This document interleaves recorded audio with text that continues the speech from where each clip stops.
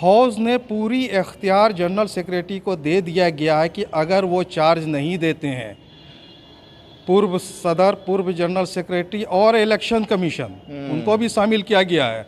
अगर ये तीनों चार्ज नहीं देते हैं तो हौज़ जनरल सेक्रेटरी को इख्तियार दिया गया कि उस पर आईनी और कानूनी दोनों तरह की कार्रवाई की जाए। मुस्लिम एजुकेशन कमेटी की दूसरी मीटिंग आज मुस्लिम माइनॉरिटी डिग्री कॉलेज में आयोजित की गई, जिसमें दो बड़े अहम फैसले लिए गए।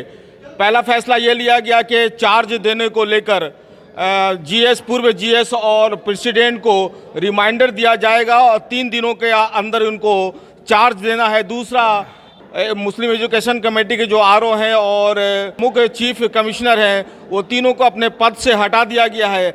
आज ये फैसला एक बड़े हौस में लिया गया है। हमारे साथ बात करने के लिए आरिफ साहब हैं, जो जॉइंट सेक्रेटरी हैं मुस्लिम एजुकेशन कमेटी के। सर, 2 फैसले जो लिए गए हैं सर्वसम्मति से, तो क्या कहना चाहेंगे? आज की जो बैठक हुई है वो हमारे अध्यक्ष डॉक्टर मजहर अख्तर शकील के अध्यक्षता में हुई है और इसमें सबसे पहला जो था वो गत बैठक की संपुष्टि हुई है, गुज़श्ता नशिस्त की तस्दीक की गई है।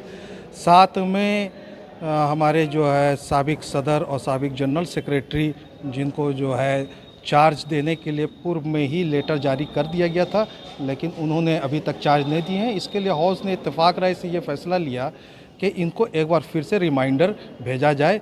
3 दिनों के अंदर वो इस पर चार्ज देने के लिए उनसे दरख्वास्त की जाएगी। तो अगले 3 दिनों के अंदर में वो चार्ज नहीं देते हैं पूर्व जीएस और प्रेसिडेंट, तो क्या फिर आगे की कार्रवाई करने जा रहे हैं? आगे जो है इस पर कड़ा कदम उठाया जाएगा। आरओ और मुख्य चुनाव आयुक्त को भी आप लोगों ने आज हाउस बुलाकर हटा दिया है? जी, सर्वसम्मति से ये भी फैसला लिया गया कि चूँकि आपका जो है नवंबर में 13 नवंबर 2024 को स्टेटस को हट गया और उसके पहले भी जो है फरवरी में ही वो स्टेटस को लग गया था। इस दौरान उन्होंने ना किसी तरह का कोई नोटिफिकेशन भी नहीं किया था और स्टेटस को लगने के बाद भी इस तरह की कोई भी नोटिफिकेशन उन्होंने नहीं किया।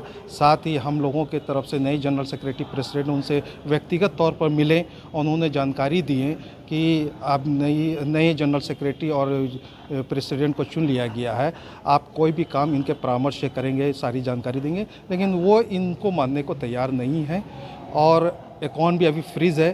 तो ये सारे मामले को लेकर के स्वतः जो होता है उनका जो में ख़त्म हो जाता है, इलेक्शन कमीशन जो वो ख़त्म हो जाती है।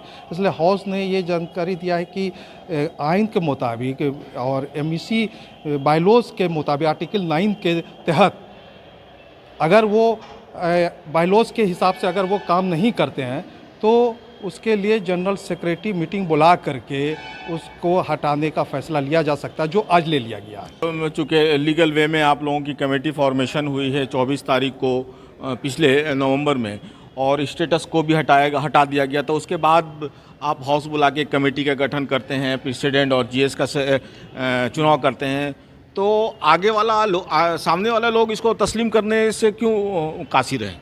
देखिए, वो तो जान रहे हैं कि जो भी हम काम किए हैं वह लगातार स्टेटस को लगने के बाद वो गैर आइनी था।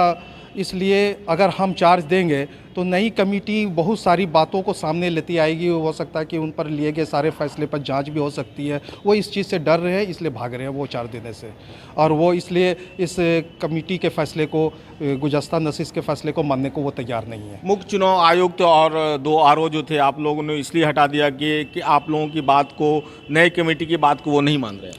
नई कमेटी को ही नहीं मान रहे वो। अच्छा, बात तो दूर की बात, वो नई कमेटी नहीं मान रहे, वो हौज़ के फैसले को नहीं मान रहे। जिस हौज़ ने उनको इलेक्शन कमीशन बनाया उस फैसले को नहीं मान रहे हैं। जो वो हौज़ नए जनरल सेक्रेटरी प्रेसिडेंट को जब चुन लिया गया तो उस फैसले को तो मानना है।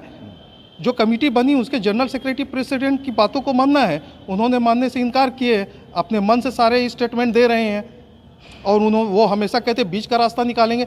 बीच का कोई रास्ता हौज़ निकालेगी? वो तो हमारे हौज़ के मेंबर भी नहीं है। इस सारे मामले को देखते हुए हौज़ ने सर्वसम्मति से ये फैसला लिया गया कि नहीं, इस इलेक्शन कमीशन के नेतृत्व में हम चुनाव नहीं कराएंगे। नए इलेक्शन कमीशन का गठन होगा। साथ ही साथ 5 ट्रिब्यूनल मेंबर का गठन पहले भी नहीं हुआ है। हम पूर्व महासचिव साहब से पूछते हैं कि 5 ट्रिब्यूनल मेंबर कौन कौन है, वो आज तक सामने क्यों नहीं आए। हम अपनी फरियाद किसको सुनाएंगे?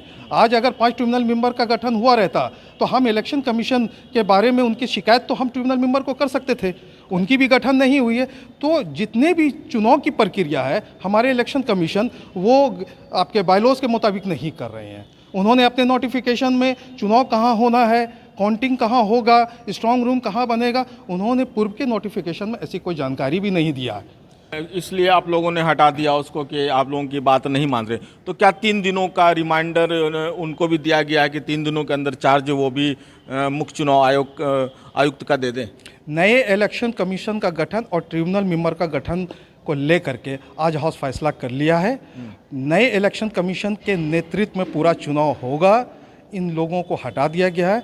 3 दिन के अंदर जनरल सेक्रेटरी को चार्ज देने का उनसे हम लोग गुजारिश कर रहे हैं। इस्लाम साहब की सदस्यता भी आप लोगों ने समाप्त कर दी है। देखिए, जब उन पर अदम एतमाद मोशन ऑफ नो कॉन्फिडेंस आ गया तो उनकी सदस्यता तो ऑटोमेटिकली ख़त्म हो चुकी है। ये तो सिर्फ हाउस को जानकारी दी गई है।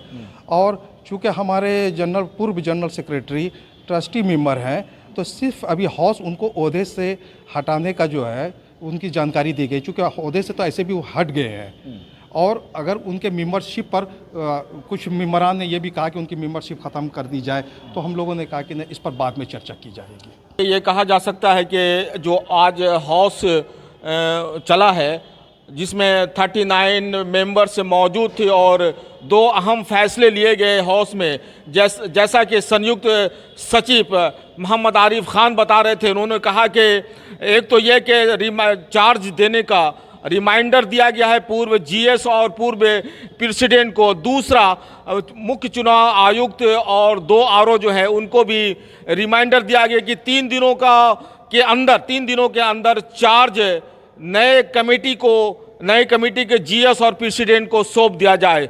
अगर नहीं सौंपते हैं तो कानून के मुताबिक जो एमएससी का कानून है और जो कानून है कोर्ट का, उसका भी सहारा ये लोग ले सकते हैं।